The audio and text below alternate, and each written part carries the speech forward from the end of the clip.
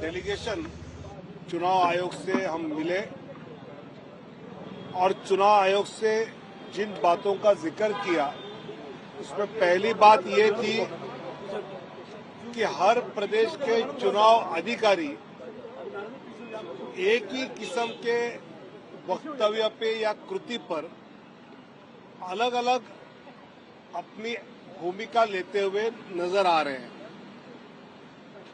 कर्नाटक में केंद्रीय मंत्री शोभा जी के कुछ वक्तव्य पर कुछ एक्शन हुई और उसी प्रकार का वक्तव्य तमिलनाडु के मंत्री ने करने पर वहां कोई एक्शन नहीं।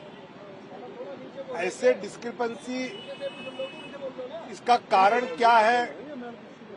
कर्नाटक है, तमिलनाडु है, केरल है, पंजाब है, बंगाल है, ऐसे कुछ राज्यों में वहां के चुनाव अधिकारियों की भूमिका कई बार अलग नजर आ रही है।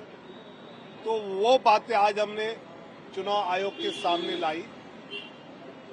चुनाव तो अभी शुरू हो रहा है, पहले चरण के फॉर्म्स तो अभी आज लोगों ने भरना पूरा कर रहे हैं, लेकिन जिस प्रकार कुछ नेताओं के वक्तव्य आ रहे हैं, जैसे संजय राउत जी ने महाराष्ट्र में कहा कि मोदी जी गुजरात से आते हैं, औरंगजेब भी वहीं के थे और औरंगजेब जिस प्रकार दबा रहे थे वगैरह वगैरह, जो कुछ वक्तव्य कहा, ऐसे कई प्रदेशों से वक्तव्य आना शुरू हो रहे हैं।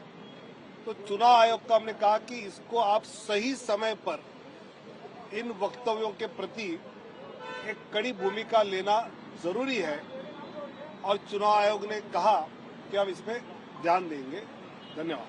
सर, कोई शिकायत की है चुनाव? विनोद जी तो देखिए। All right, so the Election Commission has been approached by the Bharatiya Janata Party in connection with this controversial statement that was made by Supriya Srinath. Approaching the Election Commission, the BJP essentially has spoken about the fact that there should not be any discrimination on the basis of political parties, and if BJP women netas have in fact been pulled up by the Election Commission, then similar action is expected as far as other controversial statements against women is concerned, and that there should not be any discrepancy. This was in fact a delegation that was led by Vinod Tawade and Ashwini Vaishnav approaching and complaining before the Election Commission just ahead of elections in the context of the controversial statements that were made.